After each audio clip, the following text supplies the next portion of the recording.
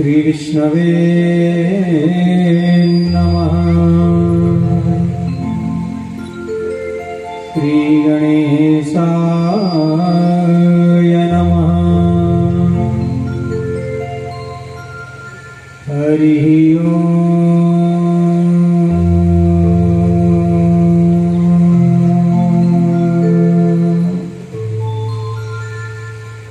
हरि ओम।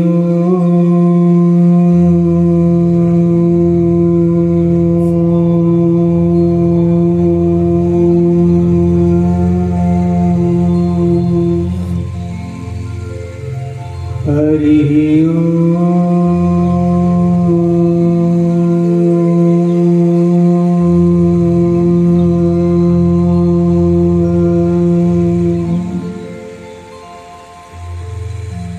श्री गणेशाय नमः। श्री सरस्वत्यै नमः। श्री मातृपितृचरणकमलेभ्यो नमः। श्री सद्गुरुदेव चरणकमलेभ्यो नमः। गुरुर्ब्रह्मा गुरुर्विष्णु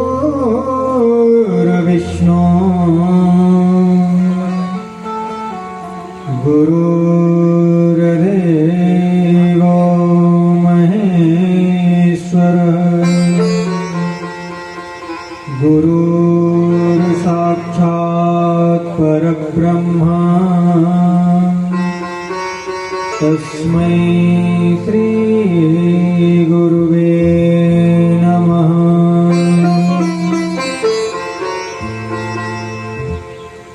वर्णानामर्थसङ्घानां रसानां छन्दसामपि मङ्गलानां च कर्तारो वन्दे वाणी विनायको। ध्येयं सदा परिभवग्नमभीष्टदोहम् तीर्थास्पदं शिवविरञ्चिनुतं शरण्यम् भिद्याकिहं प्रणतपालभवाब्धिपोतम्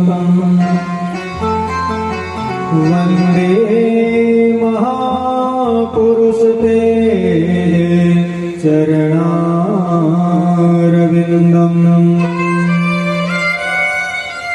वंशी विभूषितकरान्नवनीरदावा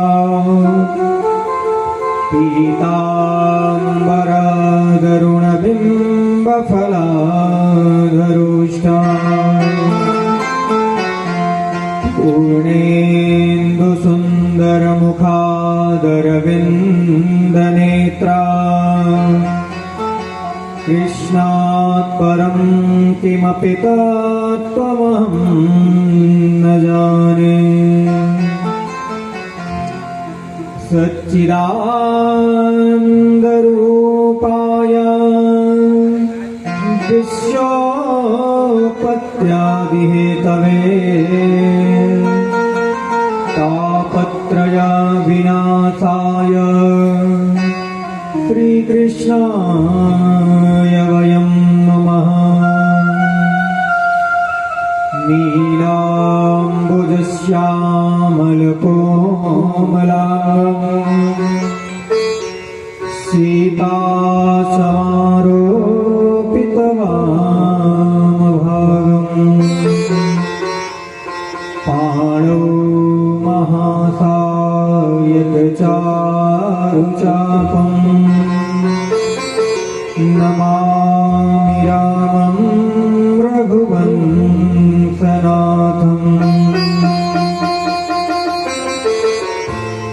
शारदा शारदाम्भोज वदना वदनाम्बुजे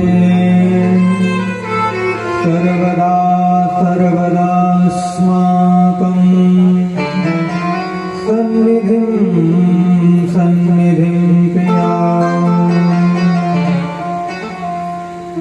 या देवी सर्वभूतेषु मातृरूपेण संस्थिता नमस्तस्यै नमस्तस्यै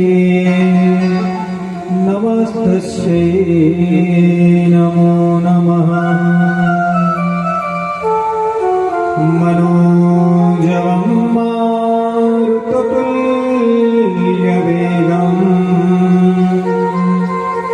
जितेन्द्रियं बुद्धिमतां वरिष्ठम् वातात्मजं वानरयूथमुख्यं श्रीरामदूतं शरणं प्रपद्ये श्रीराधा मेरी स्वामिनी मैं राधा जुको दास जन्म जन्म मोहि दीजिए श्री वृंदावन को वास। जय जय श्री राधा रमण जय जय नवल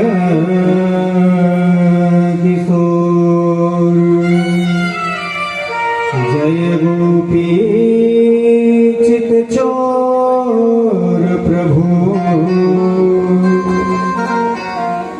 जय जय माखन चोर। प्रेम सुनि भागवत भगवान की व्यास जी महाराज की वृंदावन बिहारी लाल की राधा रमण भगवान की पवन सुत हनुमान की काशी विश्वनाथ की जगत जननी जगदम्बा मैया की श्री विष्णवे नमः। आज हम सभी यहाँ चतुर्थ दिवस की कथा में प्रवेश करते हुए समस्त पांडव परिवार हमें तो ऐसा महसूस होता है कि हमारा पांडे परिवार धर्मराज युधिष्ठिर पांचों पांडवों की तरह दिखाई देता है और धर्म करने में जैसा कि हमारे आचार्य गुणों का हमारे बड़े भैया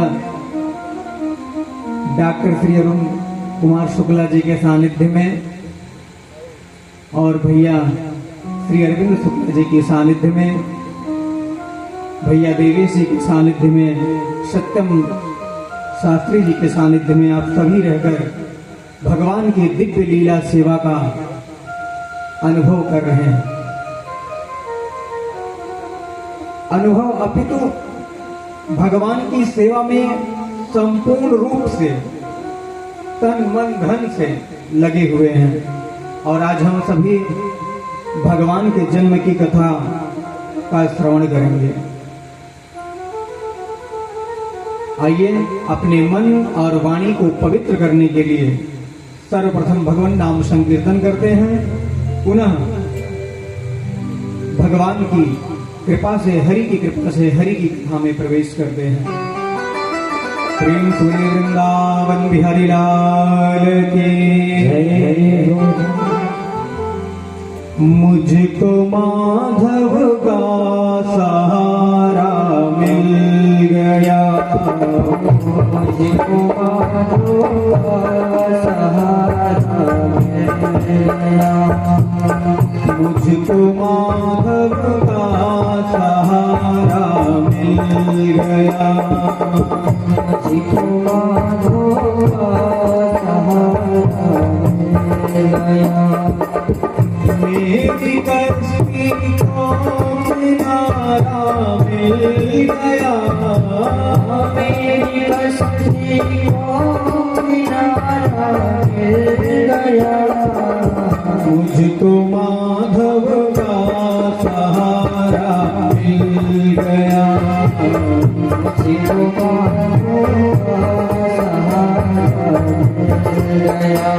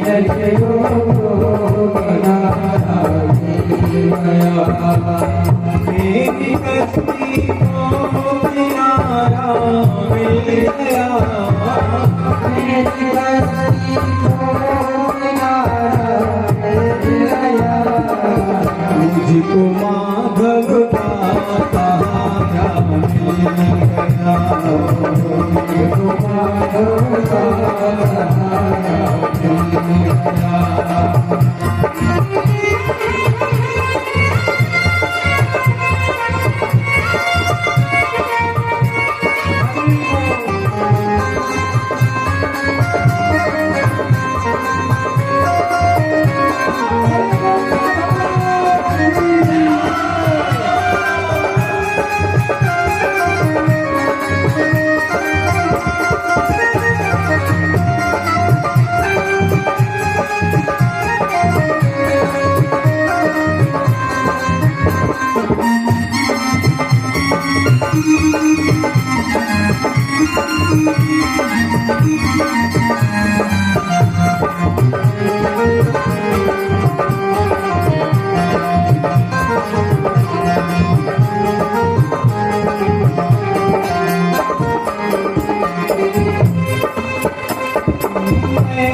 किसी के द्वार जाऊं किसलिए, मैं किसी के द्वार जाऊं किसलिए, किसी के द्वार जाऊं किसलिए, मैं किसी के द्वार जाऊं किसलिए, मुझको मोहन का तुम्हारा मिल गया,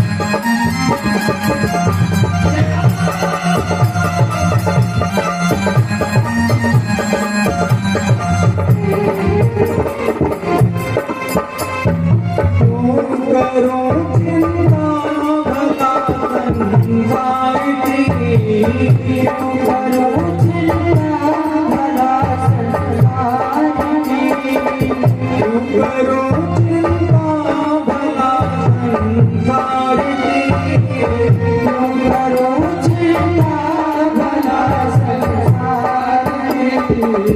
उसकी कृपा का हिसाब मिल गया, उसकी कृपा मेरी कश्ती को किनारा मिल गया, मेरी कश्ती को किनारा मिल गया, मुझको माधव का सहारा मिल गया।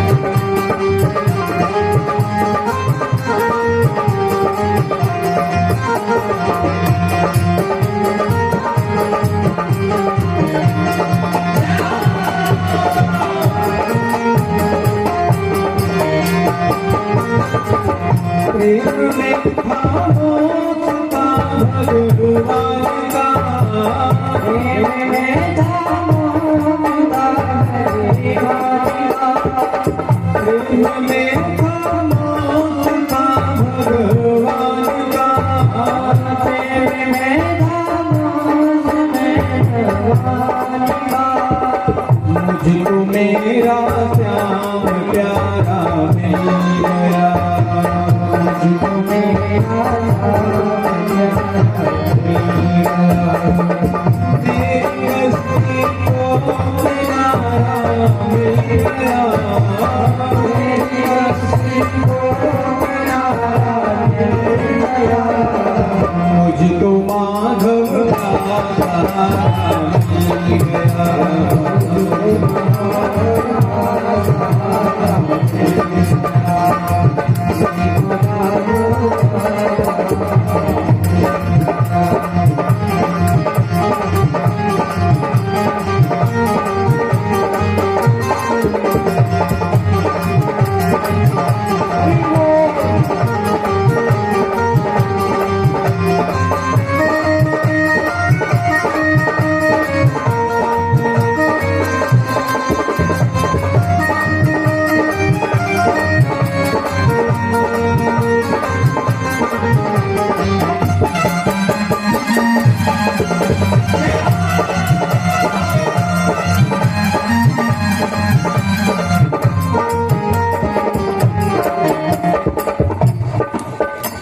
वृंदावन बिहारी लाल की, आनंद कंद भगवान की जय जय श्री राधे।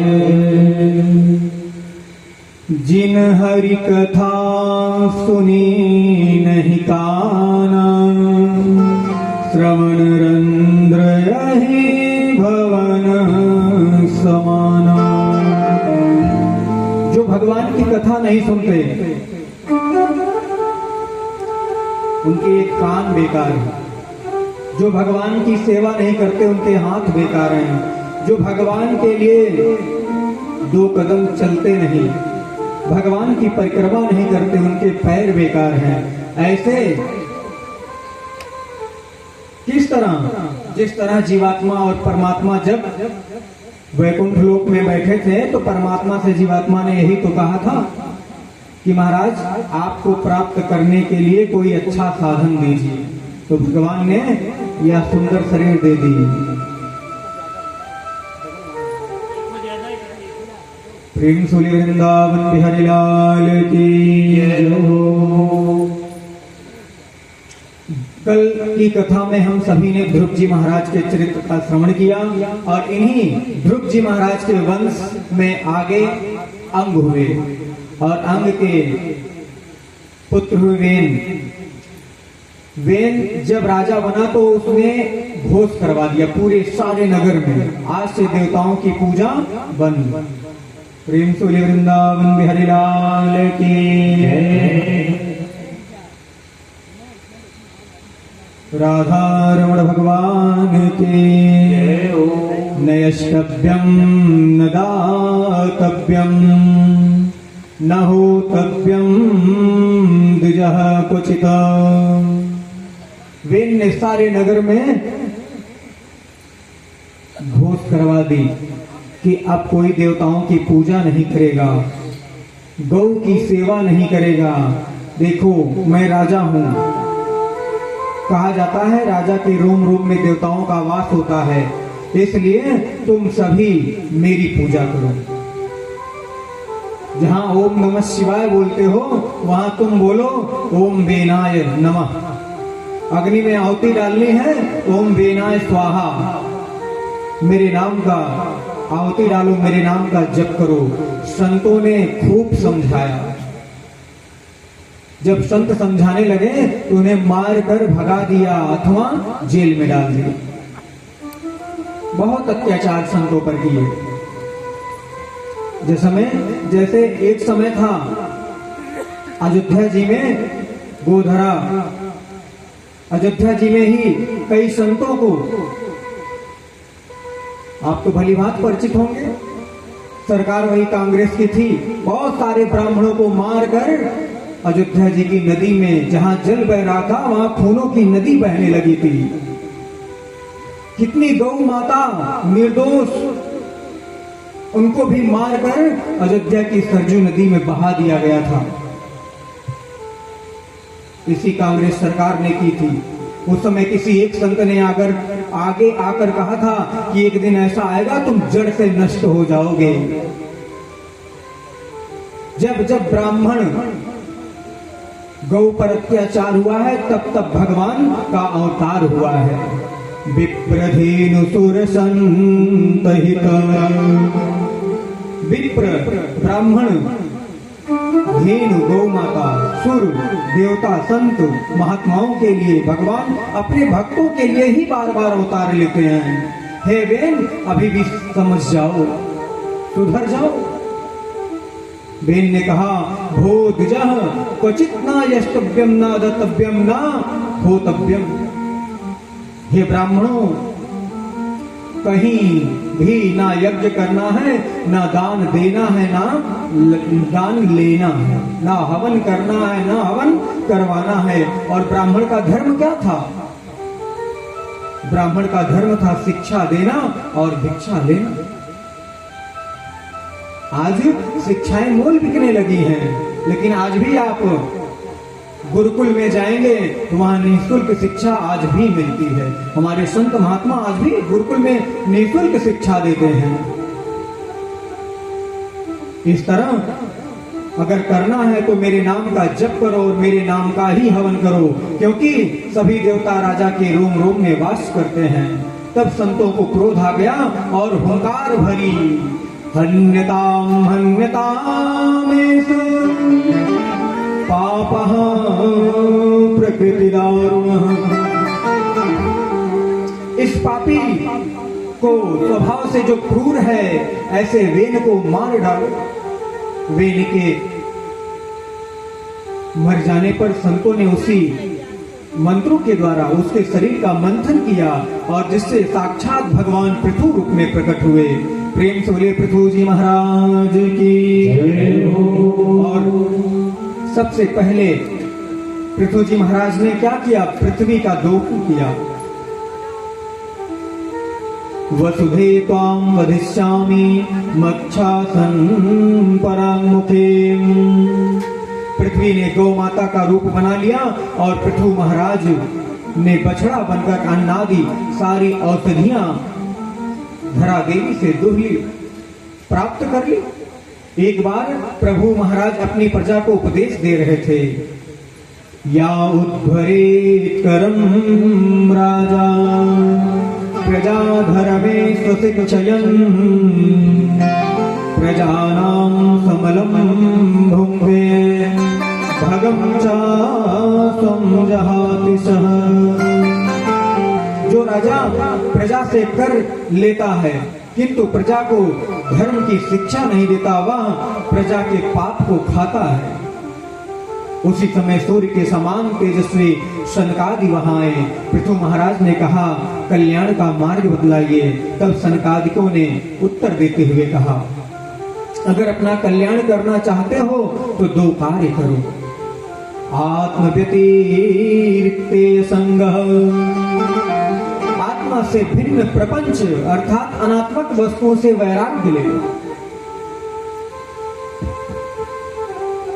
सभी प्राणियों में व्याप्त परमात्मा से प्रबल अनुराग हो जाए और संसार से वैराग्य हो जाए तो हमारा जीवन सफल हो जाए। इस तरह पृथु महाराज ने अपने राज्य में रहकर सारी प्रजाओं को अनेक प्रकार से भली भांति सुखी रखा। किस तरह, जैसे हमारे राजा रामचंद्र जी आए थे, जब तक रामचंद्र जी थे तब तक किसी के यहाँ 3 प्रकार के जो ताप है ना, तीनों प्रकार के तापों में से कोई भी ताप किसी के लेस मात्र नहीं था, तनिक भी नहीं था। आइए हम सभी पंचम स्कंद में प्रवेश करते हैं। प्रियव्रत जी महाराज के 10 पुत्र हुए जो सप्तद्वीप के अधिपति हुए। 3 ब्रह्मचारी हुए। जम्बूद्वीप के अधिपति हुए महाराज अग्निध। अग्निध ने 9 पुत्र हुए। इन्होंने जम्बूद्वीप के 9 खंड कर दिए, 9 पुत्रों में बांट दिया। और अजनाभ खंड के राजा हुए महाराज नाभि। नाभि का विवाह मेरु देवी के साथ हुआ। यज्ञ में इन्होंने भगवान से उन्हीं के जैसा पुत्र प्राप्त करने की कामना की। अतः साक्षात भगवान ऋषभदेव ही इनके पुत्र के रूप में यहाँ प्रकट हो गए। नायम देहो देह भाजाम त्रिलोके कष्टान कामान अर्हते विदभुजाम्ये। भगवान ऋषभदेव का विवाह इंद्र की पुत्री जयंती से हुआ। इनके 100 पुत्र हुए। एक दिन इन्होंने अपने पुत्रों को सुंदर उपदेश दिया। हे पुत्रों, यह मानव शरीर कष्टप्रद विषय भोगों के लिए नहीं मिला है, इससे तो असीम ब्रह्म सुख का अनुभव करना चाहिए, महापुरुषों का संग करना चाहिए, जिससे मोक्ष की प्राप्ति होती है। कामियों के संग रहने पर नरक का दरवाजा सदैव खुला रहता है, क्योंकि जैसा करोगे संग वैसा चढ़ेगा रंग। भगवान ऋषभदेव ने सिद्धियों को ठुकरा दिया था और अंत में भगवान की परम गति को प्राप्त हुए। आइए ऋषभदेव जी के पुत्र भरत जी के चरित्र में प्रवेश करते हैं। उन भरत जी के चरित्र में प्रवेश करते हैं जिनके नाम पर हमारे देश का नाम भारतवर्ष पड़ा। भरत जी का विवाह विश्वरूप की बेटी पंचजनी से हुआ, जिससे भरत जी ने 5 पुत्रों को जन्म दिया। और भरत जी अपनी सत्ता पुत्र को देखकर स्वयं पुलहाश्रम पर आ गए। एक दिन क्या हुआ, गंडकी नदी में स्नान कर रहे थे। गंडकी नदी में स्नान कर रहे थे और स्नान करते समय एक सिंह, एक मृग, गर्भिणी मृग का शिकार करना चाहा और वो मृगी अपने प्राणों की रक्षा करती हुई जहां पर भरत जी स्नान कर रहे थे वहां आ गई और नदी में छलांग मार दी। नदी में छलांग मारने से उसका शिशु, उसका बच्चा बाहर आ गया, गर्भ से बाहर आ गया और उस मृगी के प्राण पखेरु उड़ गए। भरत जी की दृष्टि उस मृग शावक पर पड़ी। मृग के बच्चे पर पड़ी और दौड़े दौड़े गए उस मृग के बच्चे को पकड़ लिया, अपने आश्रम पर लाए। वे भरत जी जो 24 घंटे बैठकर भगवान के नाम का जप कर रहे थे, आज उन्हीं भरत जी की स्थिति ऐसी हो गई कि सोवत जागत मृगी के चक्कर में ही पड़े रह गए। जैसे सोकर उठते मृगी की सेवा में लग गए। परमात्मा की सेवा छूटती जा रही थी, लेकिन परमात्मा की कृपा देखिए, भगवान की कृपा कैसी होती है। इस तरह एक दिन क्या हुआ, बहुत सी मृगियों का झुंड भरत जी के कुल्हाश्रम पर आया और जो भरत जी के पास मृग शावक था उन मृगी के झुंडियों में मिलकर वो भी चला गया और भरत जी ढूंढते रह गए। अपने आश्रम के चारों तरफ जंगलों में चारों तरफ ढूंढा, लेकिन उस मृग शावक को नहीं पाए। और अंत में हुआ क्या, उस मृगी के याद में उनके प्राण पखेरु उड़ गए।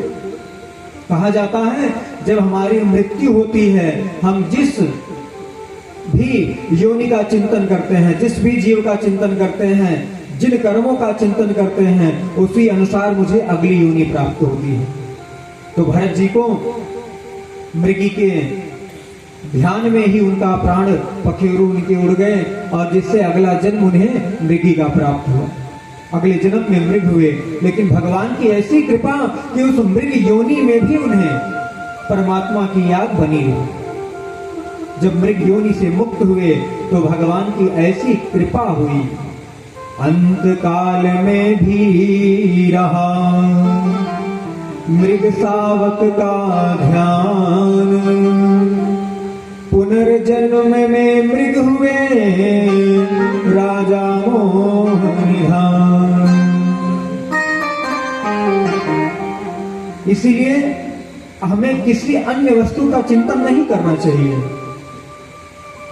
चिंता तो करनी नहीं चाहिए, करना है तो चिंतन करें, और वो भी किसकी, परमात्मा की। इस तरह जड़ भरत जी जब मृग योनि का त्याग हुआ तो अगले जन्म में एक ब्राह्मण के यहाँ इनका जन्म हुआ। और ऐसे ब्राह्मण के यहाँ जो बड़े धर्मनिष्ठ भगवती के उपासक थे। और जब भरत जी थोड़े थोड़े बड़े हुए, धीरे धीरे बड़े हुए, तो इनका यज्ञोपवीत संस्कार करवाया और गायत्री मंत्र की दीक्षा ले रहे थे। क्या हुआ, पिताजी गायत्री मंत्र की दीक्षा दे रहे थे, कहा बेटा मैंने तुम्हें 108 बार गायत्री मंत्र की दीक्षा दी, अब जरा तुम मुझे सुनाओ। भरत जी ने कहा अगर मैं सही सही इन्हें सुना दिया और इन परिवार की सेवा में हम लग गए तो जैसे हमारा 2 जन्म बेकार गया वैसे यह जन्म भी बेकार जाएगा। अपने आप को पागल घोषित करने के लिए, मूर्ख घोषित करने के लिए भरत जी ने अपने पिताजी से कहा, पिताजी जब से आप पता नहीं क्या बड़बड़ा रहे हैं ना, तब से इस बिल में हजारों चींटियां घुस गई। कहा जा तू जड़ का जड़ ही रहेगा, तेरे समझ में नहीं आने वाली। इस तरह भरत जी को जड़ घोषित कर दिया गया और इनका नाम हो गया जड़ भरत। पिताजी का स्वर्गवास हो गया, भाई आपस में अलग हो गए। भाभियों ने कहा देखो मैं बैठाकर इसे नहीं खिला सकती, इनकी चारपाई खेत में लग गई, जाओ। योगी जी ने आदेश दिया कि सांड सब छोड़ दो, गौ माता काम की नहीं रही, उन्हें छोड़ दो, जाओ खेत में अब सांड रखाओ तुम। जैसे आज हम गौ माता को दौड़ा दौड़ा कर मार रहे हैं, नंदी बाबा को दौड़ा दौड़ा कर मार रहे हैं, बैल को, बछड़े को। और एक दिन ऐसा आता है सावन में कि उन्हीं नंदी बाबा को पकड़ पकड़ कर पूजते हैं। मंदिर में जाएंगे तो नंदी बाबा के कान में मंत्र देंगे। जो मंत्र आप नंदी जी को दे रहे हैं उस मंत्र का स्वयं ध्यान रखें। अगर हम अपना आचरण सुधार लें तो हमारे चरण दूसरों के यहाँ चरण पढ़ने लायक नहीं रहेगा, अगर हमारा आचरण अच्छा होगा। इसीलिए हमें अपने आप पर ध्यान देना चाहिए, अपने कर्मों पर ध्यान देना चाहिए। जीवन में आपको भटकाने वाले तो बहुत मिलेंगे, लेकिन भगवान से जोड़ने वाला, धर्म से जोड़ने वाला आपको बहुत कम मिलेगा। जड़ भरत जी की चोटियां खेत में लग गई। अब जब चिड़िया खेत में दाने चुगने आती, अगर नहीं आती तो भरत जी आवाज लगाते, आओ आओ चिड़िया चुग लो खेत, राम जी की चिड़िया राम जी का खेत, हमारा तो कुछ भी नहीं, हम क्या लेकर आए हैं जो लेकर जाएंगे। इस तरह एक सरदार माता काली के मंदिर में गया और प्रार्थना की कि माँ देवी मैया, आज अगर हमारी चोरी, आज हमारा ये जो डाका डालने जा रहे हैं अगर सफल हो गया तो मैं तुम्हें नर बलि दूंगा। जैसे आज लौकिक प्रथाओं में भी चल गया है, कितने ना जाने कितने ब्राह्मण भी ओझा सोखा बनकर, ना जाने कितने ओझा सोखा भी हमसे आपसे कहते हैं मुर्गा की बकरे की बलि दो, मैया खुश हो जाएंगी। और हम सब लालच में आकर, उनके बहकावे में आकर जानवरों की बलि देते हैं। किस पुराण में, किस शास्त्र में लिखा है? अरे मैया ने रक्त बीज का खून पिया था तो ऐसे पापी का खून पिया था जिसका मरना ही संसार के लिए कल्याणप्रद था। निर्दोष प्राणियों की हत्या करने से क्या फल मिलने वाला है? इस तरह सरदार की चोरी तो सफल हो गई। सरदार ने अपने सैनिकों से कहा कि जाओ किसी नर को पकड़ कर ले आओ, उसकी बलि दी जाएगी। जड़ भरत जी खेत में सो रहे थे और इन्हीं को चारपाई के साथ उठा लिया गया, ले आए, खूब बढ़िया से इनको स्नान कराया गया, तिलक लगाया गया और कहा गया बताइए क्या खाएंगे। जो जो बताते गए वो सारी व्यवस्थाएं दी सरदार ने, डाकू के सरदार ने सारी व्यवस्था दी। और जब जलपान हो गया, अन्न ग्रहण हो गया तो इन्हें काली माता के मंदिर में ले गए और मैया के सम्मुख ले जाकर कहा कि अरे जगत जननी माता महाकाली है, इनको साष्टांग दंडवत करो। जड़ भरत जी लेट गए साष्टांग दंडवत करने के लिए। इतने में सरदार ने तलवार निकाली, मारने के लिए हाथ उठाया, भगवती महाकाली प्रकट हो गई। प्रेम से बोलिए महाकाली मैया की जय। देखते ही देखते सरदार सही सारे डाकुओं का वध कर डाला। जड़ भरत जी से कहा, जड़ भरत जी ये क्या है? आप कैसे कैसे लोगों पर विश्वास कर लेते हो? इस संसार में किसी पर विश्वास करने लायक नहीं है। आप जिस पर विश्वास करोगे, जिसके साथ तन मन धन से लगोगे, वही आपके पतन का कारण बनने लगता है। इस तरह जड़ भरत जी मैया को प्रणाम करके वहां से निकले। राजा रहुगण अपने गुरुदेव के पास शिक्षा लेने जा रहे थे। संयोग बस एक कहार बीमार पड़ गया तो 3 कहारों ने इन्हीं जड़ भरत जी को पकड़ लाया। जड़ भरत जी को लाकर डोली, पहले डोली चलती थी, डोली में विदाई होती थी, राजा को वहीं कहीं आना जाना होता था तो डोली में ही बैठकर वो जाते थे। इस तरह क्या हुआ, संत महात्मा इतने सरल होते हैं, तब तक आपके विषय में आपको कुछ नहीं बोलेंगे जब तक कि आपका भार अपने कंधे पर नहीं उठा लेते। माता पिता हमें क्यों डांटते हैं? केवल हमारे कल्याण के लिए। संत हमें क्यों डांटते हैं? हमारे कल्याण के लिए। आज राजा रहुगण के भार को अपने कंधे पर जड़ भरत जी ने ले लिया और जब जड़ भरत जी चलने लगे डोली को उठाकर तो रास्ते में अगर चींटी पड़ती थी तो जड़ भरत जी कूद जाते थे। जैसे कूदते थे राजा के सिर में ठोकर लगती थी। कौन मूर्ख है? 1 बार हुआ, 2 बार हुआ, 3 बार हुआ, राजा ने कहा मैं उसे मृत्यु दंड दूंगा, कौन मूर्ख है? तब जड़ भरत जी ने कहा राजन तुम किसे मारोगे?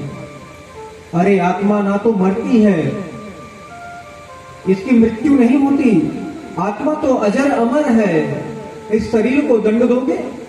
ये तो नश्वर है। तुरंत ही राजा रहुगण डोली से सिर बाहर निकाल कर देखते हैं, कंधे पर जनेऊ दिखाई देता है। डोली से कूद पड़ते हैं। और जड़ भरत जी के सामने हाथ जोड़कर खड़े हो जाते हैं। महाराज आप कौन हैं? महाराज मुझे संसार में किसी से भय नहीं लगता, लेकिन ब्राह्मण से बहुत भय लगता है। अगर मुझे किसी से भय लगता है तो केवल ब्राह्मण से, क्योंकि ब्राह्मण जो ब्राह्मण के प्रति अपराध करता है उसी को नहीं अपितु पूरे वंश का नाश करने में समर्थ होता है।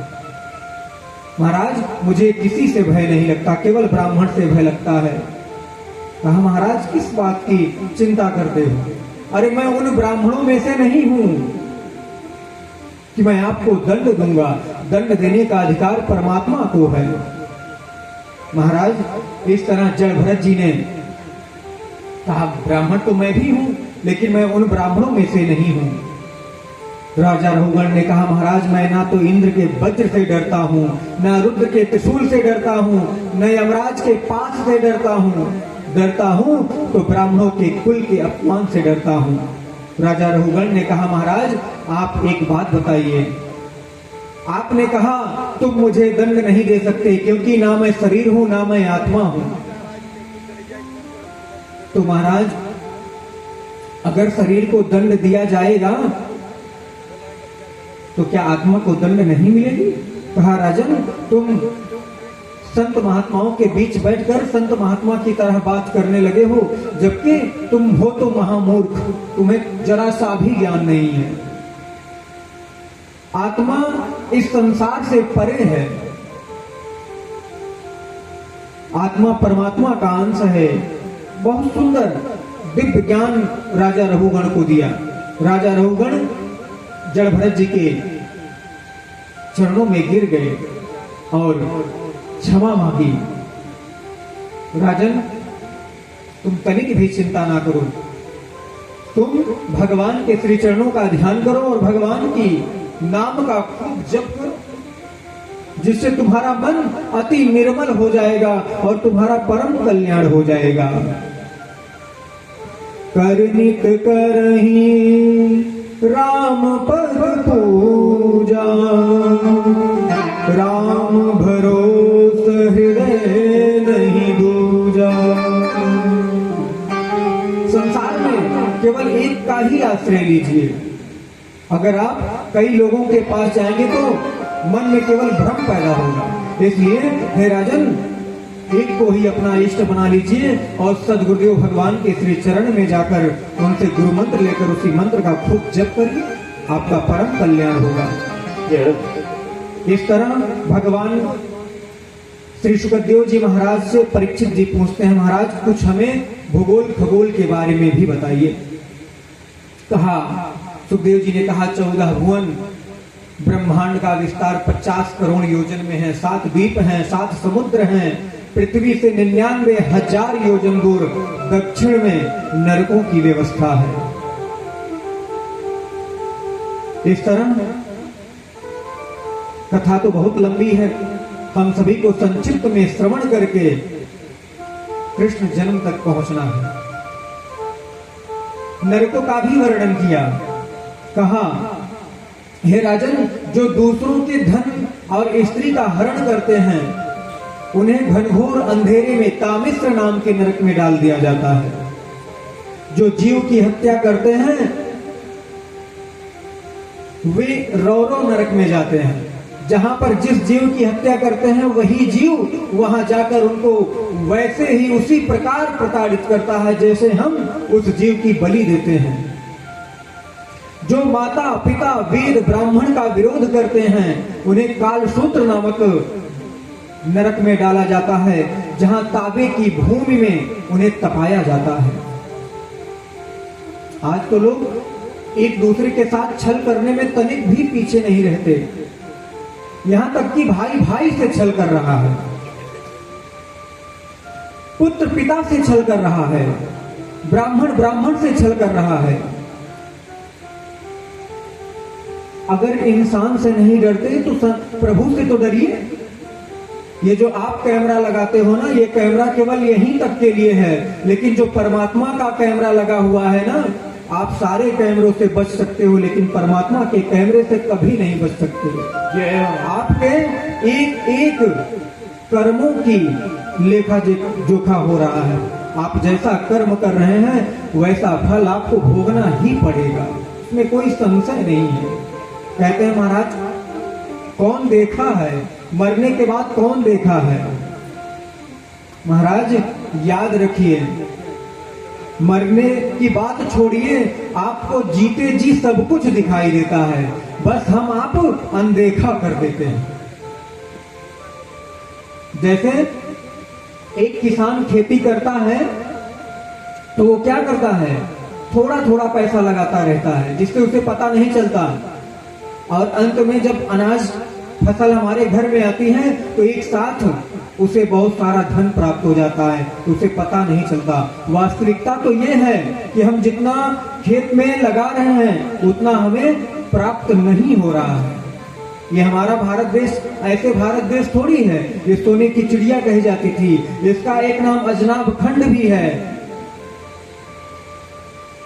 जानते हैं, एक विदेशी आया एक बार भारतवर्ष में, भारत देश में आया तो उसने क्या देखा, उसने कहा कि वाह, यहाँ के लोग कितने अद्भुत हैं, यहाँ की व्यवस्था कितनी सुंदर है, यहाँ के लोग कितने अच्छे हैं। जानते हैं क्यों?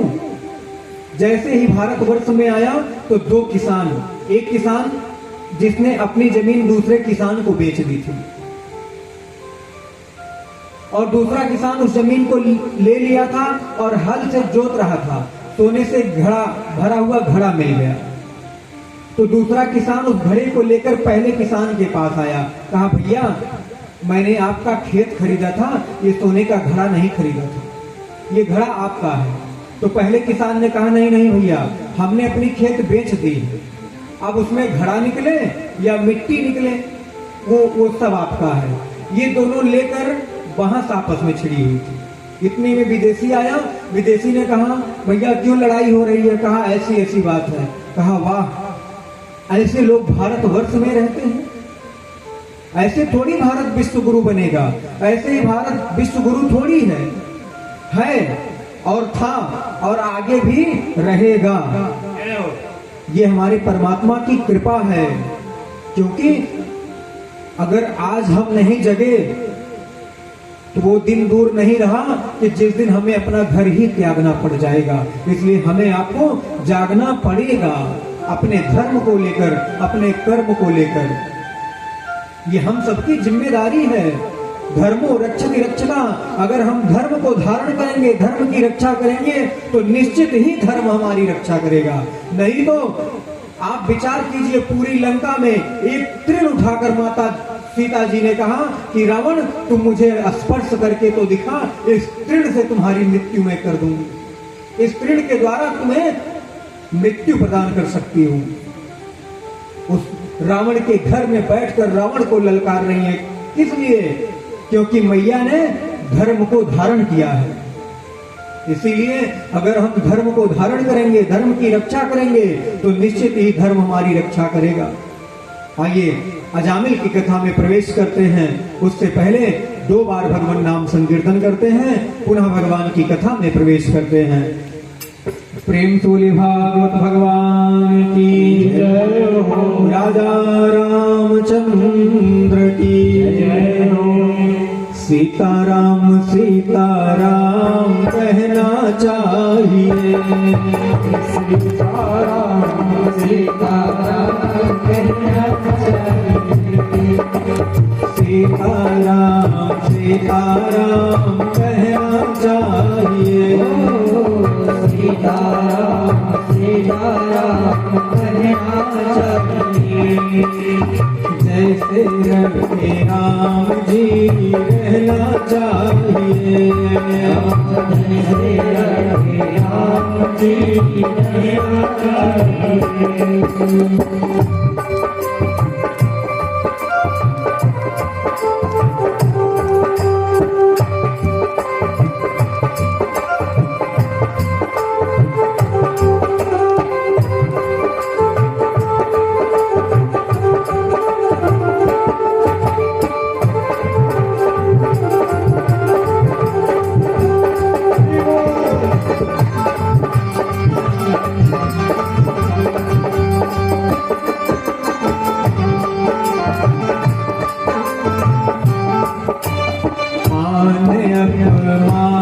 सब सहना चाहिए।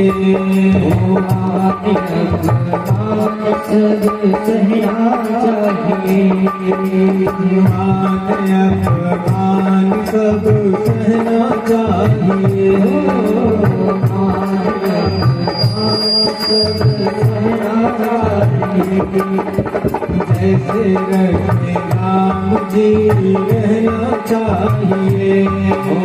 जैसे रखे राम जी रहना चाहिए। तुझे चाहते राम हो तो रोज ही सुबह का चाहते राम हो तो रोज चाहते आराम हो तो रोज ही सुबह का चाहते आराम हो तो रोज सीताराम सीताराम कहना चाहिए। सीताराम सीताराम कहना चाहिए। राजा राम कहना चाहिए। राजा राम कहना चाहिए।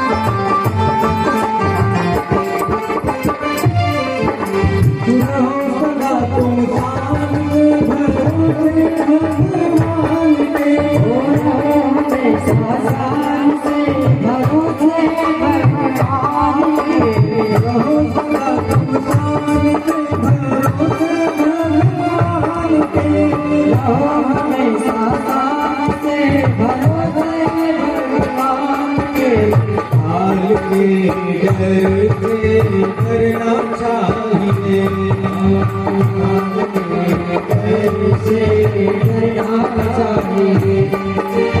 सीताराम सीताराम कहना चाहिए। सीताराम सीताराम कहना चाहिए।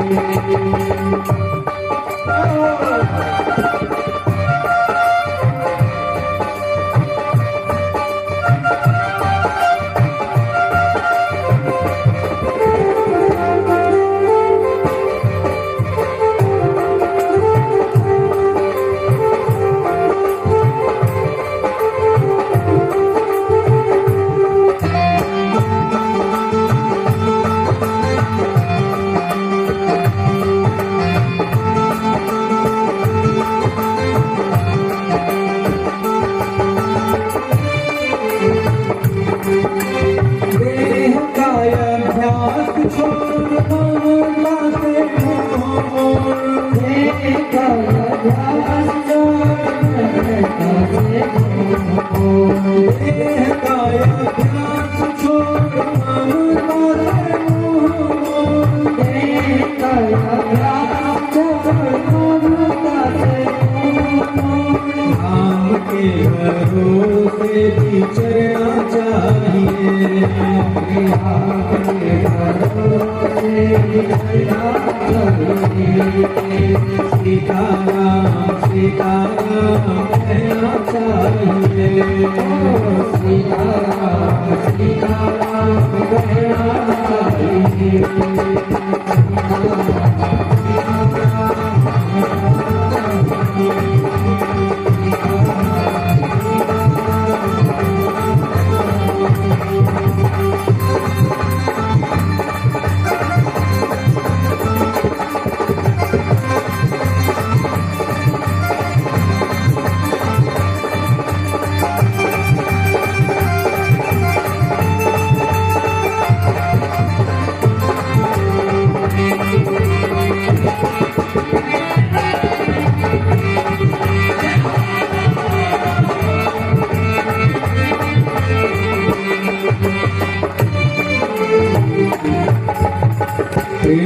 आनंद गंध भगवान की जय हो।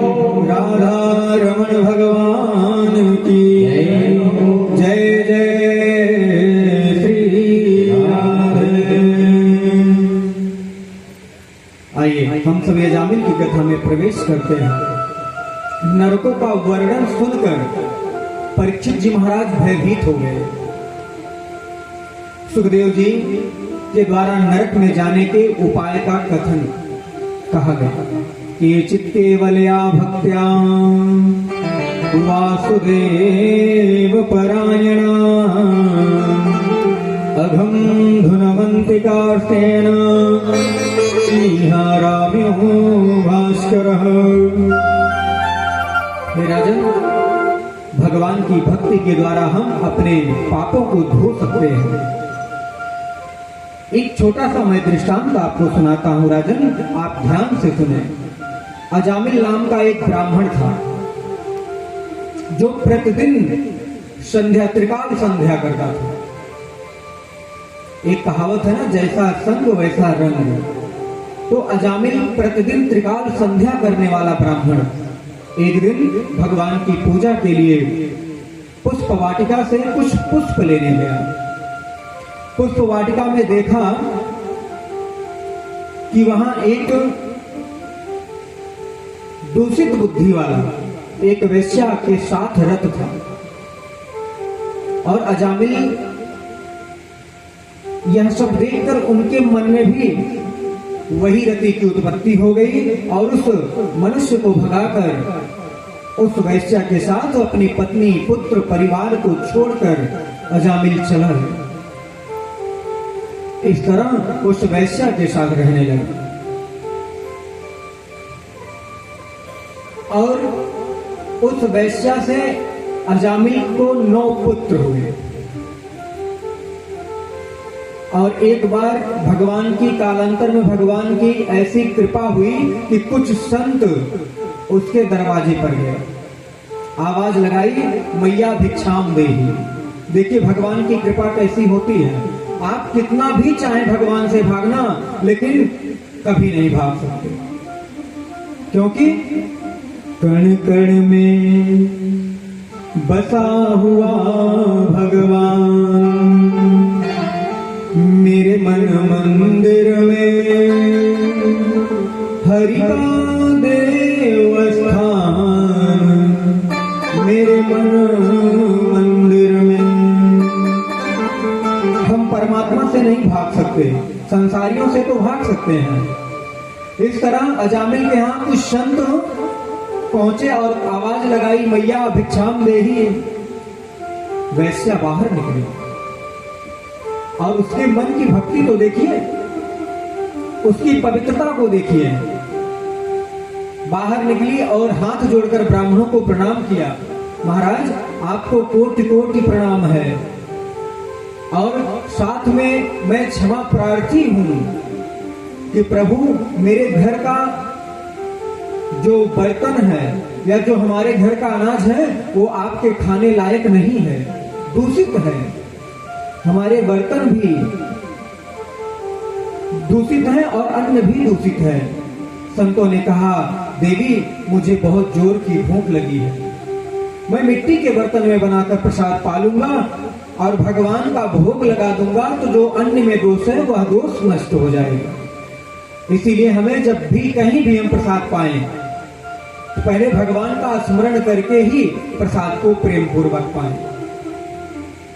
इस तरह प्रसाद बनकर तैयार हो गया और इसी बीच में अजामिल आ गया। अजामिल ने संतों को देखा तो कहा, अपनी पत्नी को बुलाया, अरे देवी तुम ये क्या कर रही हो? अरे मैं कैसे कैसे एक एक दाना लेकर आता हूं और तुम इन ब्राह्मणों को भोजन करा रही हो। दूषित बुद्धि हो गई, क्योंकि संग दूषित हो गया ना। जब हमारा संग दूषित होगा तो बुद्धि भी दूषित ही हो जाएगी। इसीलिए संत कहते हैं, जिस देश में जिस वेश में परिवेश में रहो, राधा रमण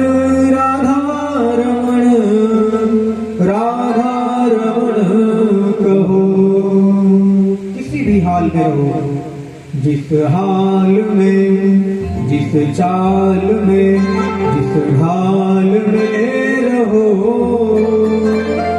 राधा रमण, राधा रमण, राधा रमण कहो। हमें प्रतिपल भगवान के नाम का आश्रय लेना चाहिए। इस तरह संतों ने कहा, नहीं नहीं अजामिल, आप कभी भी क्रोध मत करो। मुझे प्रसाद पाने की लालसा नहीं थी। वास्तव में अगर मैं यहाँ रुका तो प्रसाद तो एक बहाना था, बस हमको आपसे मिलना। मेरी एक विनती है कि आपकी जो पत्नी है वो गर्भवती है। कहा, आपको कैसे पता? कहा, हाँ हाँ, मैं जो कह रहा हूँ वो सत्य कह रहा हूँ। आपकी पत्नी गर्भवती है और उसके गर्भ में बालक है, बालिका नहीं है, बालक है। और जब वह बालक जन्म लेगा तो उसका नाम नारायण रखना, उस बालक का नाम नारायण रखना। कहा, ठीक है, जब जन्म लेगा तब देखा जाएगा, अभी आप पधारिए। बालक का जन्म हुआ। अजामिल को याद आया तो ब्राह्मणों के कहने पर नाम अजामिल रख दिया। अजामिल ने नाम रख दिया नारायण। नारायण जब कभी होता, माँ बाप का अपने छोटे बच्चे से अतिशय प्रेम होता है। कोई बात हुई तुरंत बुला लिया छोटे बेटे को। तो कोई बात होती थी, नारायण नारायण, इसी बहाने कम से कम भगवान का नाम लेता था। इसीलिए हमारे जीवन में अपने बच्चों का नाम रखें, अपनी बच्चियों का नाम रखें तो देवी माता के नाम पर रखें, भगवान के नाम पर रखें। इसी बहाने भगवान का नाम हमारे जीवन पर आए। इस तरह एक बार जब अजामिल वृद्धावस्था को जब प्राप्त हुआ तो एक दिन लेटा हुआ था, मृत्यु सन्निकट थी। यमराज ने आदेश दे दिया, जाओ उस पापी को पकड़कर मेरे पास ले आओ। अजामिल के पास आए, यमराज के दूत आए और जैसे ही अजामिल के कोई पैर, कोई हाथ, कोई बाल, कोई दांत, कोई आंख पकड़कर खींचने लगा, भयंकर काल पुरुष। अजामिल चिल्लाने लगा, बचाओ बचाओ, मुझे कोई बचाओ। तो अपने छोटे बेटे की याद आई, नारायण बेटा मुझे बचाओ, आओ बेटा मुझे बचाओ। जैसे ही अजामिल के मुख से नारायण शब्द निकला, तुरंत ही नारायण के दूत दौड़ पड़े। कोई मेरे प्रभु को पुकार रहा है, मेरे स्वामी को पुकार रहा है। नारायण के दूत चल पड़े और यहाँ आते ही क्या देखा, यमराज के काले काले भयंकर दाढ़ों वाले यमदूतों को देखा। तो नारायण के दूतों ने खूब पिटाई की। अरे मूर्ख, तुम्हें याद नहीं, ये मेरे प्रभु का नाम ले रहा है और तुम इसके प्राण खींच रहे हो। कहा, नहीं नहीं, मेरी बात सुनो। कहा, मुझे कुछ नहीं सुनना, भाग जाओ, नहीं तो मैं मृत्यु दंड दूंगा तुम्हें। यमराज के दूत यमपुरी को आए। यमराज ने देखा, तुम्हारी ये हाल किसने की? कहा, महाराज, पीले पीले कपड़े पहनने वाले नारायण के दूत आए और हम सबको खूब पीटा। कहा, मूर्ख, तू जानता है किसका नाम ले रहा है? नारायण का। अरे अगर किसी भी ये जो यातनाएं भुगत रहे हैं, किसी भी जीव के कानों में नारायण शब्द जाएगा तो सबकी मुक्ति हो जाएगी। मेरा तो धंधा ही चौपट हो जाएगा, फिर यमपुरी खाली हो जाएगी। याद रखना, जो नारायण का नाम ले, जो भगवान के नाम का स्मरण करे, उसको कभी भी मेरे पास मत लाना। नारायण, ये सब अजामिल देख रहा था और उसको स्मरण आया कि मैं मरते समय एक बार केवल भगवान का नाम लिया हूं, तो भगवान की ये कृपा प्राप्त हुई है। अगर मैं जीवन पर्यंत भगवान का नाम लिया होता तो आज हमारे साथ क्या होता? आज नारायण के दूत आए हैं लेने, अगर मैं जीवन पर्यंत नाम लेता तो साक्षात नारायण ही आ जाते।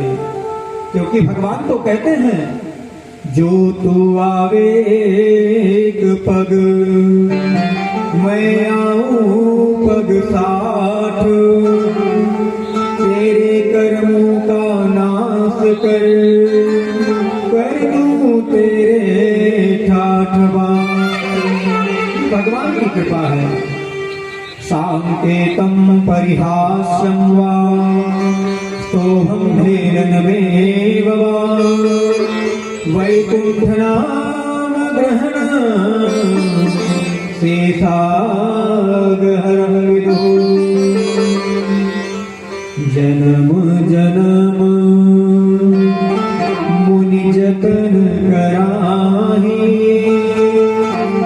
अंत राम कहियावत नाहि जन्म जन्म। हम भी यही सोच रहे होंगे कि अभी हमने नाम नहीं लिया है, अब मैं मरते समय भगवान का नाम लूंगा। नहीं, याद रखिए जब हमारी मृत्यु होती है, देखिए जीवन की विडंबना कैसी है।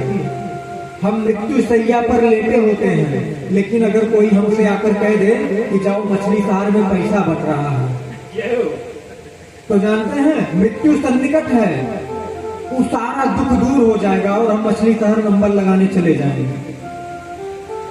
मंदिर में जब भगवान के दर्शन के लिए लाइन लगती है तो हम कहते हैं बड़ी भीड़ है, चलो फिर आएंगे। लेकिन कोरोना काल में जो लंबी लंबी लाइन लगाए महाराज, ये देखते बनता था। लक्ष्मी के हम इतने प्यारे हो गए हैं, लेकिन लक्ष्मी जी कृपा करती हैं तो हम उनको संभाल नहीं पाते। इसलिए हमें भगवान की शरण में रहकर देखिए, लक्ष्मी जी की पूजा करने से कृपा नहीं होगी। अगर आप लक्ष्मी जी की ही पूजा करेंगे तो क्या होता, लक्ष्मी जी की सवारी क्या है, उल्लू, और नारायण की सवारी है गरुण। जब गरुण महाराज अपने पंख को फैलाकर उड़ते हैं आकाश में, तो उनके पंखों से वेदक ध्वनि निकलती है, और वे वेद के ध्वनि हमारे जीवन के सारे पापों का, कर्मों का नाश कर देते हैं, पाप कर्मों का।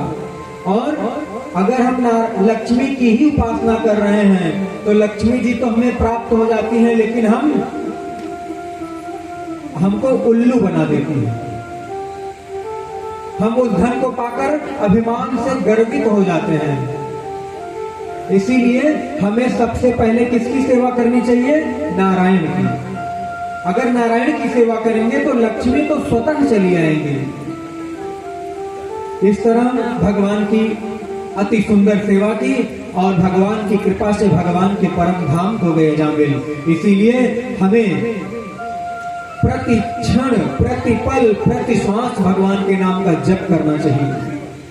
प्रेम सूर्य वृंदावन बिहारी लाल की जय। जिह्वान भक्ति भगवद गुण नाम धेयम् चेतस्य न स्मरति तच्चरणारविन्दम् कृष्णाय नो नमति अक्षिरेकदापि तानयघं ततो कृतवेषु कृत्वा। एक छोटा सा दृष्टांत आप श्रवण कीजिए कि संत की कृपा क्या होती है, संत कृपा कैसे करते हैं। एक बार एक संत जी महाराज अपनी कुटिया से निकले और अपने शिष्यों से कहा कि महाराज कहाँ ले जा रहे हैं। तो कहा नहीं, तुम सब मेरे साथ चलो, आज फलाने गांव में चलेंगे। सारे शिष्य अपने गुरुदेव के साथ चल पड़े और गुरुदेव पहले गांव में गए। जब पहले गांव में गए तो वहां उन्होंने क्या देखा, ग्रामवासियों को पता चला कि हमारे गांव में कुछ संत महात्मा आए हुए हैं। गुरुदेव अपने शिष्यों के साथ हमारे गांव में आए हैं, तो ग्रामवासियों ने उनका तनिक भी स्वागत सत्कार नहीं किया। अरे अब आ गए हैं, अब खर्चा पे खर्चा गिरेगा, ये खिलाना पड़ेगा, वो करना पड़ेगा, ये होगा वो होगा। ग्रामवासी मन में इसी चिंता में दुखित हो गए और कोई गुरुदेव की सेवा के लिए नहीं गया।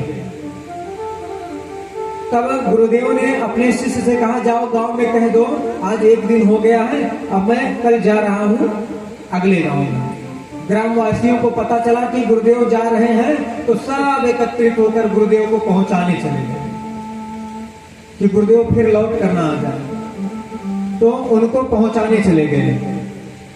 क्या हुआ, गुरुदेव दूसरे गांव में जब जाने लगे तो ग्रामवासियों ने खूब आशीर्वाद लिया। पंडित जी प्रणाम, महाराज प्रणाम, गुरुदेव प्रणाम। ठीक भैया, खूब कल्याण हो, आप लोग खूब आगे बढ़े। खूब ढेर सारा आशीर्वाद दिया।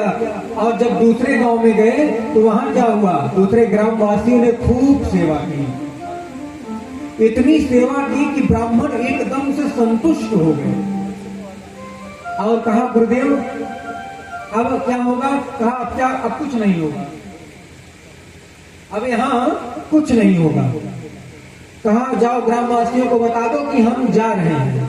सारे ग्रामवासी जिनके पास जो कुछ भी था सब लेकर गुरुदेव की सेवा में उपस्थित हुए और खूब ढेर सारा सामग्री देकर गुरुदेव की खूब सुंदर विदाई की। जब सबने आशीर्वाद लिया तो गुरुदेव ने आशीर्वाद क्या दिया? कहा जाओ तुम में फूट पड़ जाए, तुम अलग हो जाओ, तुम्हारी एकता नष्ट हो जाए।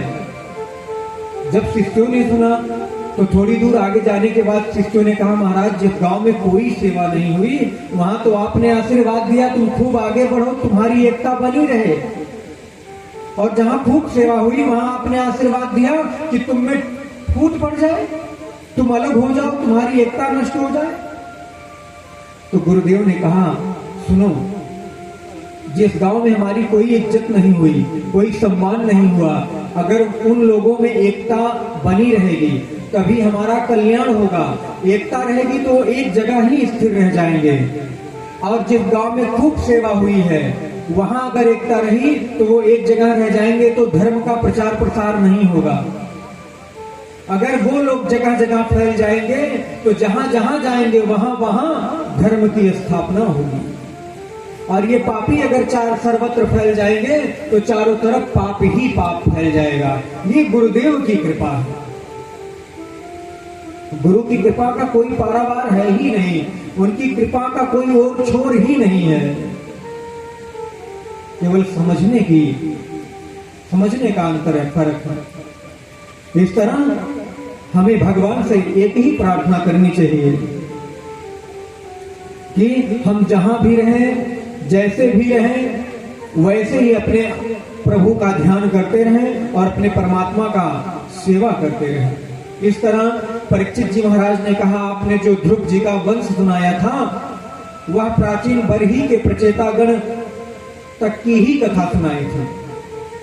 सुखदेव जी ने कहा प्रचेतागणों का विवाह वृक्षों की कन्याओं के साथ हुआ, दक्ष का विवाह आश्विन की कन्या के साथ हुआ और हर्यस्व नाम के 10,000 पुत्रों को जन्म दिया। नारद जी आए, 10,000 पुत्रों के पास नारद जी आए और नारद जी ने प्रश्न पूछा। कहा देखो तुम भी हमारी तरह बाबा बन जाओ और हमारी तरह तो भगवान की सेवा करो। तो 10,000 पुत्रों ने जवाब दिया महाराज मुझे बाबा नहीं बनना। कहा अगर तुम बाबा बनने से तुम्हें इतनी घृणा है तो ठीक है, जाओ सांसारिक बनो, लेकिन मेरे 3 प्रश्नों का उत्तर दे दो। मेरे इन प्रश्नों का उत्तर तुम दे दो। अगर तुम मेरे इन प्रश्नों का उत्तर दे दिए तो मैं तुम्हारा पीछा छोड़ दूंगा, नहीं तो तुम सबको बाबा बनना पड़ेगा। कहा ठीक है, मुझे स्वीकार है, प्रश्न पूछिए। कहा वह कौन सा देश है जिस देश में केवल एक पुरुष रहता है? दूसरा प्रश्न किया, वह कौन सी गुफा है जिस गुफा में जाने के बाद कोई लौटकर वापस नहीं आता? अगला प्रश्न किया, वह कौन सी नदी है जो दोनों तरफ बहती है? अगला प्रश्न किया, सबके सिर पर एक चक्र है, वह कौन सा है? सारे पुत्रों ने हाथ जोड़ लिए, महाराज मुझे नहीं पता। फिर सबके सबको बाबा बना दिया नारद जी ने। फिर 1,000 पुत्रों को जन्म दिया। वही प्रश्न नारद जी ने उन पुत्रों से भी किया, उन लोगों ने भी हाथ जोड़ लिए। नारद जी ने उनको भी बाबा बना दिया। इस तरह दक्ष को क्रोध आया और दक्ष ने नारद जी को बुरा भला कहा और इस तरह 60 कन्याओं को जन्म दिया, जिसमें से 13 कन्या कश्यप जी के साथ ब्याही गई। कश्यप जी की एक पत्नी दिति थी जिनसे दैत्यों का जन्म हुआ और एक पुत्री हुई रचना जिसका विवाह तुष्टा मुनि के साथ हुआ। 11,000 पुत्रों ने प्रश्न किया, नारद जी आपने जो मुझसे 4 प्रश्न किए थे हम तो उसका उत्तर नहीं दे सके, आप तो बताइए। कहा वह कौन सी देश है जिस देश में एक पुरुष रहता है? वह देश है यह शरीर, इसमें एक ही पुरुष रहता है। अगला प्रश्न किया कि वह कौन सी गुफा है जिस गुफा में जाने के बाद कोई वापस नहीं आता? वो है वैकुंठ लोक। अगर एक बार आपकी सदगति हो गई और एक बार वैकुंठ लोक प्राप्त हो गया तो फिर आपका जन्म मरण से चक्कर ही छूट जाता है। ये परमात्मा की कृपा है। और वह कौन सी नदी है जो दोनों तरफ बहती है? वो है माया। वो माया नदी है। एक तरफ तो कहती है अगर 24 घंटे का व्रत करवा लेंगे महाराज जी तब तो हम भूखे मर जाएंगे, और मेवा पकवान सुबह का नाश्ता देखने के बाद जीभ से तो पानी ही पानी टपक रही है। एक तरफ तो माया कह रही जाओ खा लो कुछ नहीं होगा, और दूसरी तरफ कह रही नहीं नहीं मैं धर्म के साथ खिलवाड़ नहीं कर सकता, भगवान साक्षी है, भगवान देख रहे हैं। तो माया एक तरफ कहती है खाओ और दूसरी तरफ कहती है नहीं नहीं। तो ये माया है जो दोनों तरफ बहती है, और सबके सिर पर एक चक्र है, वो है काल चक्र। ये मृत्यु लोक है, जो आया है वो जाएगा, सबकी मृत्यु सुनिश्चित है, हम सबको मरना है। इसलिए उस अपनी मृत्यु को मंगलमय बनाना है तो परीक्षित जी की तरह बैठकर भगवान की खूब सुंदर विधि से भगवान की कथा श्रवण करनी चाहिए। रचना का विवाह त्वष्टा मुनि के साथ हुआ, जिनके 2 पुत्र हुए विश्वरूप और सन्निवेश। हे परीक्षित, विश्वरूप तो इतने प्रतापी और विद्वान थे कि एक बार उन्हें देवगुरु बृहस्पति बनने का सौभाग्य प्राप्त हो गया। एक बार इंद्र ने बृहस्पति जी का अपमान कर दिया तो बृहस्पति जी स्वर्ग छोड़कर चले गए। तब हरि की इच्छा से इंद्र ने विश्वरूप को अपना गुरु बनाया, और विश्वरूप ने क्या किया? यज्ञ के समय अपने मामा के नाम की आहुति डालने लगा। इंद्र को पता चला तो इंद्र ने विश्वरूप को मार डाला, ब्रह्म हत्या लगी। इंद्र को ब्रह्म हत्या लगी। इस तरह इंद्र ने उस ब्रह्म हत्या को 4 जगह बांट दिया। पहला भाग दिया पृथ्वी माता को उत्तर भूमि के रूप में, दूसरा भाग दिया जल को झाग के रूप में, तीसरा भाग वृक्ष को दिया गोंद के रूप में, और चौथा भाग माताओं को दिया मासिक धर्म के रूप में। जैसे आज हमारी एक बहुत विख्यात कथावाचिका हैं जया किशोरी जी, अच्छी कथा करती हैं। भगवान की कृपा से माता सरस्वती जी की भी कृपा है, लेकिन उन्होंने कुछ टिप्पणियां ऐसी कर दी जिसका विरोध तो हुआ लेकिन स्वीकार नहीं किया गया। उनके कहने का तात्पर्य इतना था कि जब माताओं का मासिक धर्म चलता है तब भी वो भगवान की सेवा कर सकती हैं, वो प्रकृति की देन है। लेकिन ये टिप्पणी सर्वथा अनुचित थी। इसीलिए ये क्या है? ये व्यास मंच, ये गद्दी है, ये ऐसा स्थान है भगवान की कृपा का जिस स्थान से कोई ऐसी अनुचित वाणी न बोली जाए, ज्ञान के अनुसार ही बोला जाए, क्योंकि इससे धर्म का अपमान होता है। धर्म पर, हमारे धर्म पर बहुत सारी उंगलियां उठती हैं, और उंगली उठाने वाले और अन्य कोई नहीं है, हमारे ही धर्म के लोग हैं। सनातन धर्मी ही बात भी करता है और उंगली भी उठाता है। इसीलिए अपने धर्म पर बहुत सोच समझ कर निर्णय ले और बहुत सोच समझ कर कार्य करनी चाहिए। इस तरह जब त्वष्टा मुनि को पता चला कि इंद्र ने मेरे पुत्र विश्वरूप का वध कर दिया है, तो त्वष्टा मुनि ने संकल्प किया कि मैं ऐसा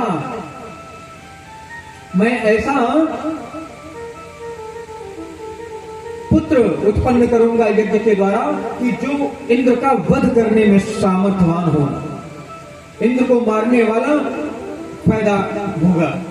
इंद्र को मारने की भावना से त्वष्टा मुनि ने यज्ञ किया और मंत्र में थोड़ी सी गड़बड़ी हो गई। यज्ञ तो हुई लेकिन थोड़ी सी गड़बड़ी हो गई, तो जो इंद्र को मारने वाला पैदा होने वाला था वो इंद्र से मरने वाला पैदा हो गया, जिसका नाम वृत्तासुर पड़ा।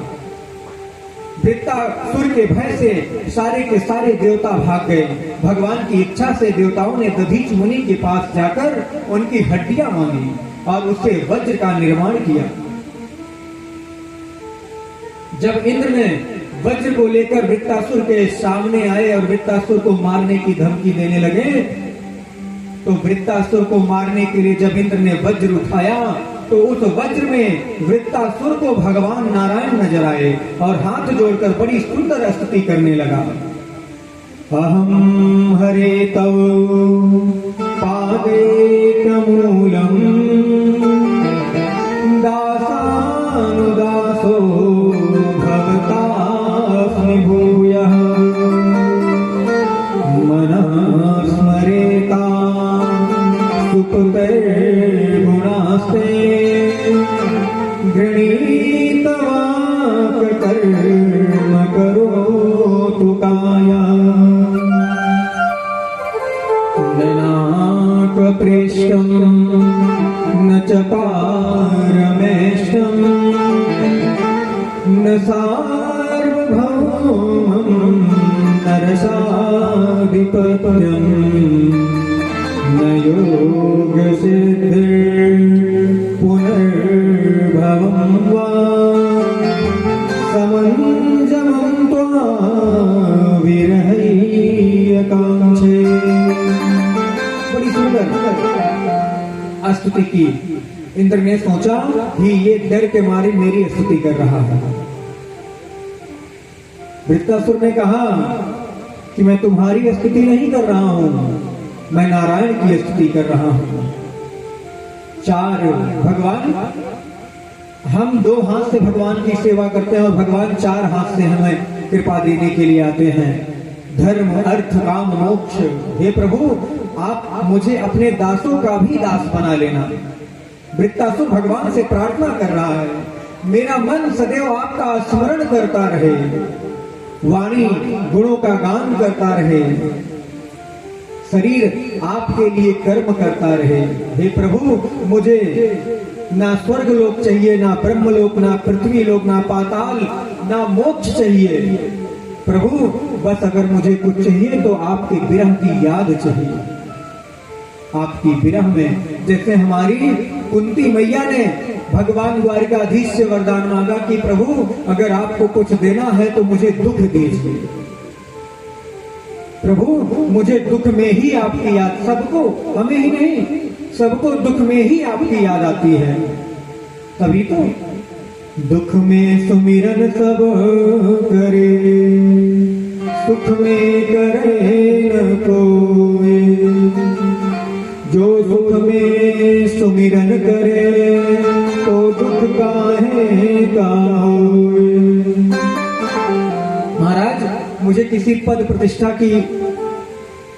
का लालच नहीं है, ना ही इच्छा है। अगर हमें कुछ देना है तो अपने विरह की याद दीजिए। जैसे बिना पंख का पक्षी माँ की याद में तड़पता है, जैसे नवजात बछड़ा माँ की याद में तड़पता है, जैसे पति की याद में उसकी प्रियतमा पत्नी तड़पती है, ऐसे ही प्रभु मैं आपकी याद में तड़पता रहूं। वो कृपा कीजिए। हे प्रभु, मेरा जन्म चाहे जहां हो, किंतु संग आपके भक्तों का ही मिलना चाहिए। अच्छा, एक बात और विचार कीजिए, भगवान के जितने भी अवतार हुए, देखिए हम सब कितने भाग्यशाली हैं। भगवान का नाम क्या है? जगदीश, संपूर्ण जगत के ईश्वर है। और लेकिन काम उन्होंने क्या किया है? भगवान का जितना भी अवतार हुआ है सब भारत देश में हुआ है, तो उनका नाम जगदीश क्यों हुआ? जगदीश्वर क्यों हुआ? अगर वो जगदीश्वर हैं तो उनके सारे अवतार और किसी देश में क्यों नहीं हुआ? देखिए, शरीर के अगर किसी भी अंग में चोट लग जाती है तो उस अंग को काटकर भी मानव जीवित रह सकता है, लेकिन अगर हृदयाघात हो जाए, हार्ट अटैक आ जाए तो शायद ही मनुष्य बच सकता है। तो भारत क्या है? संपूर्ण देशों में भारत भगवान का हृदय है और भगवान का नित्य निवास हृदय में ही होता है। इसीलिए भगवान के सारे अवतार भारत देश में ही हुए हैं। और भारत देश में भी उत्तर प्रदेश में भगवान के अवतार, उत्तर प्रदेश में हमारे रामकृष्ण उत्तर प्रदेश में ही आने वाले हैं। हमसे कोई पूछता है भैया कहाँ के रहने वाले हो, भैया हम अवध क्षेत्र के रहने वाले हैं, राम जी के करीबी हैं, हम राम जी के सन्निकट रहते हैं। आपसे कोई पूछेगा हम काशी विश्वनाथ जी के क्षेत्र वाले हैं। कहा जाता है काशी में मरने से मोक्ष की प्राप्ति हो जाती है, ये सत्य है, ये परम सत्य है। लेकिन हमारे कर्म, हमारे प्रारब्ध हमें तो भोगना ही पड़ेगा, वो कोई नहीं काट सकता। आगे की कथा में श्रवण करेंगे, जब भगवान अपने पौत्रों के साथ उनको खेलने के लिए जंगल में ले गए थे, तब उन्हें बताया था कि कौन सा कर्म किसके प्रति करना चाहिए, कौन सा कर्म नहीं करना चाहिए। आगे की कथा में बड़ी सुंदर दिव्य भगवान की लीलामयी कथाओं का श्रवण करेंगे आप। इस तरह है प्रभु, मैं कहीं भी रहूं, मेरा ध्यान श्री चरणों में ही रहे आपके।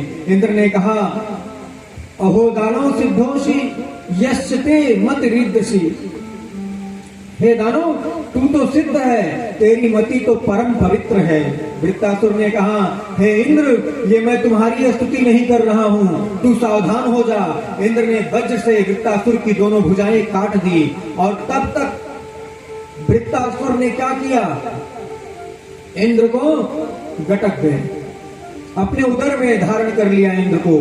इंद्र वृत्तासुर के पेट में गए, नारायण कवच का पाठ किया, तब इंद्र को मुक्ति मिली। 1 वर्ष बाद इंद्र को मुक्ति मिली, बाहर आए और वज्र के द्वारा वृत्तासुर को मार डाला, उनको सदगति प्राप्त हुई। और इस तरह जीवात्मा ने चित्रकेतु से कहा आप हमारे कौन से जन्म के माता पिता हैं। चित्रकेतु को वैराग्य हो गया, चित्रकेतु के द्वारा शंकरषण देव की उपासना कर विद्याधर लोक की प्राप्ति।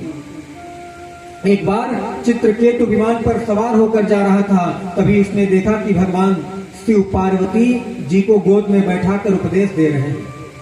चित्रकेतु ने भगवान को बहुत बुरा भला कहा देखो तो सही, इनको जगत गुरु कहा जाता है, ये जगत गुरुओं का हाल है। जब ये ही इस प्रकार का आचरण करेंगे तो सामान्य लोग क्या करेंगे। भगवान भोलेनाथ माता पार्वती को अपनी गोद में बैठाकर उपदेश दे रहे थे, लेकिन भगवान ने यहाँ चित्रकेतु की यहाँ इस वाणी को सुनी, लेकिन अनसुना कर दिया। मैया ने अनसुना नहीं किया, माता पार्वती को क्रोध आ गया। पार्वती ने चित्रकेतु को श्राप दे दिया, जाओ राक्षस हो जाओ। किंतु बाद में जब चित्रकेतु ने क्षमा मांगी, तब माता ने कहा कि जाओ तुम राक्षस तो बनोगे, लेकिन तुम्हें पूर्व जन्मों का स्मरण बना रहेगा। इस तरह भगवान की कृपा से आज वृत्तासुर को की सदगति हुई, कल्याण हुआ। प्रेम सुले भागवत भगवान की। परीक्षित जी महाराज आज चौथे दिवस की कथा में बैठे हैं, श्रवण कर रहे हैं। श्री सुखदेव जी भगवान भागवत जी की कथा का श्रवण करा रहे हैं। सुखदेव जी ने कहा महाराज आज चौथा दिन हो गया, आज 4 दिन हो गए कथा होते हुए, तुमने कुछ खाया पिया नहीं। हे परीक्षित जाओ तुम कुछ ग्रहण कर लो। कहा महाराज मैंने अपने जीवन में कभी कोई ऐसा पाप नहीं किया, ना जाने कैसे ब्राह्मण के प्रति में मुझसे इतना बड़ा अपराध हो गया है। महाराज मेरी भूख प्यास ही नष्ट हो गई है। आपकी मुखारविंद से ये जो भगवान की लीलामयी कथाओं का श्रवण कर रहे हैं, इससे हमारा भूख प्यास सब कुछ नष्ट हो गया है। परीक्षित जी ने पूछा कि महाराज आप कहते हैं कि भगवान समदर्शी हैं, किंतु मुझे तो लगता है कि भगवान देवताओं का पक्ष लेते हैं, दैत्यों का संहार करते हैं और देवताओं का पक्ष लेते हैं। कहा सुखदेव जी कहते हैं राजन, भगवान ने शिशुपाल का वध किया था तो यही प्रश्न युधिष्ठिर जी ने नारद जी से किया था। तब श्री नारद जी ने युधिष्ठिर जी को विस्तार पूर्वक प्रहलाद चरित्र सुनाया था। आइए हम सभी प्रहलाद जी के चरित्र में प्रवेश करते हैं। प्रेम से बोलिए प्रहलाद जी महाराज की। ब्राह्मण्याशील संपन्न सत्यसंधो जितेन्द्रियः आइए भगवान नाम संकीर्तन पुनः भगवान की कथा में प्रवेश करते हैं। प्रेम सूर्य वृंदावन बिहारी लाल की जय हो। आओ हमारे द्वार भी भगवान कभी कभी, आओ हमारे द्वार भगवान कभी कभी, आओ हमारे द्वार भी भगवान कभी कभी, हमारे द्वार भी भगवान कभी कभी, हम पर भी हो करुणा भरी, हम पर चितवन कभी कभी, आओ हमारे द्वार भी भगवान कभी कभी, आओ हमारे द्वार में कभी कभी।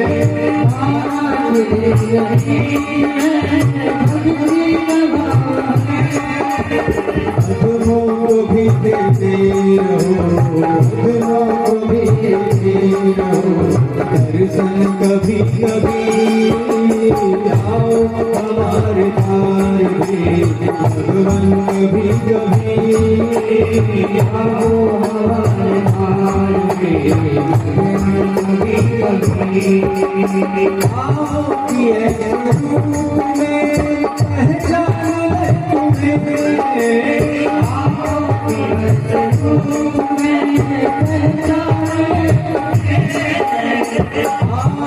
ये रूप में पहचान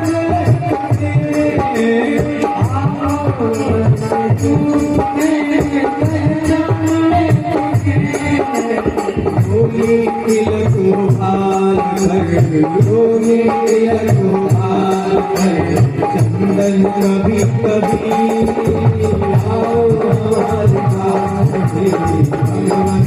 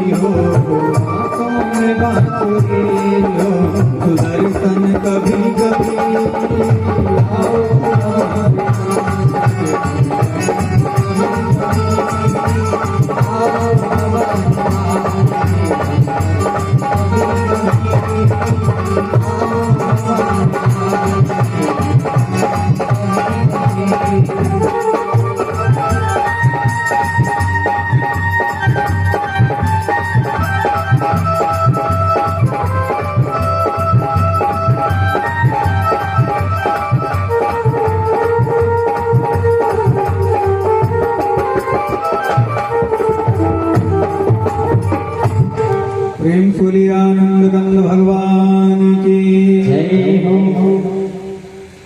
गुरु बिन भव निधि तरहि न कोई, जो बिरंच संकर सम होई।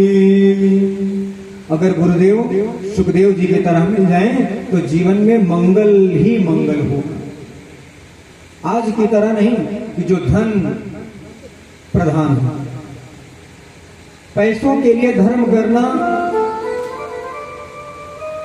वो कहते हैं ना कि हम तो जाएंगे लेकिन आपको भी साथ ले ही जाएंगे। पुरानी कहावत है ना, आन्हर गुरु बहिर चेला, अहो ये नरक में ठेली ठेला। आज क्या है? आज धर्म केवल धन के लिए हो रहा है। आज कोई मर्यादा ही नहीं रह गई है कथा की। कैसी मर्यादा की बात हो रही है? हम चाहते हैं कि हमारी बहू जब घर में आए तो एक हाथ वाला लटका कर रखें। जयमाल पर हम सारी समाज के सामने अपनी बहू का या बेटी का चेहरा दिखाते हैं, पहचान लीजिए सब, और घर में लाकर बंधन में रखते हैं। हमारी बेटी, हम क्या चाहते हैं? हमारी बेटी जिस घर में जाए रानी की तरह रहे, और जिसकी बेटी मेरे घर में आए वो नौकरानी की तरह रहे। हम तो यही तो चाहते हैं। इसीलिए कन्याएं तो माताएं, हमारी बहनें तो धन्य हैं जो एक कुल को नहीं दो दो कुलों को तारती हैं। इन्हें सुंदर संस्कार देने की आवश्यकता है।